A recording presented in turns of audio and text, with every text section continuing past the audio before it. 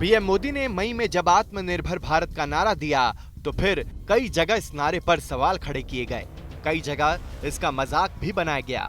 चीन के सरकारी अखबार ग्लोबल टाइम्स ने तो भारत को खुलेआम चुनौती दी कि वो चीनी सामान के बगैर गुजारा नहीं कर सकता।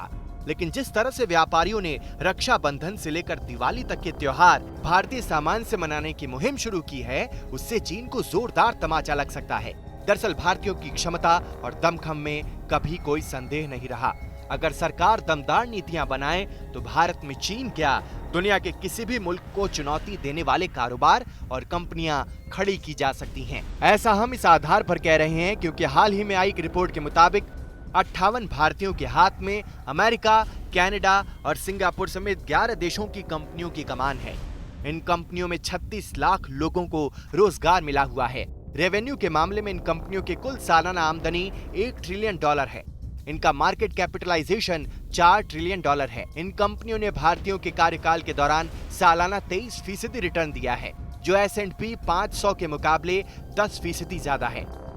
इस रिपोर्ट से साफ है कि भारतीय सीईओ न केवल दुनिया की कंपनियों की कमान संभालने का मादा रखते हैं, बल्कि इन्हें ऊंचाइयों पर ले जाने का दम भी रखते हैं। जो लीडर्स हैं इंडियन ओरिजिन्स के, वो कल्चरली ऐसे ही ब्रॉट अप हुए हैं। उनमें कल्चरली एजुकेशन ही कहो उसको, जो कल्चरली लेते हैं, उसका इम्पैक्ट उन पे है।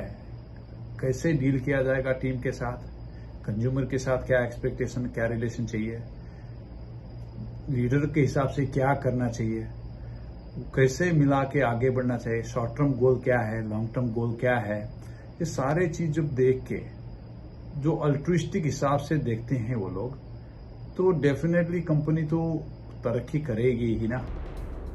इन 58 सीईओज की लिस्ट ने एक भ्रम और दूर किया है कि भारतीय केवल टेक सेक्टर में ही काम कर सकते हैं। इस लिस्ट में banking, electronics, consumer goods, consulting sector शुमार हैं। इस लिस्ट में 37 साल से लेकर 74 साल की उम्र के एग्जीक्यूटिव्स शामिल हैं और इनकी औसत उम्र 54 साल है। इस लिस्ट में भारत से आए लोग शामिल हैं तो युगांडा, इथियोपिया, इंग्लैंड और अमेरिका में पैदा हुए भारतीय मूल के लोग भी शामिल हैं। इन लोगों ने कोरोना काल में भी जमकर मदद की है। करीब $400 मिलियन की मदद इन 58 भारतीयों की कंपनियों ने की है।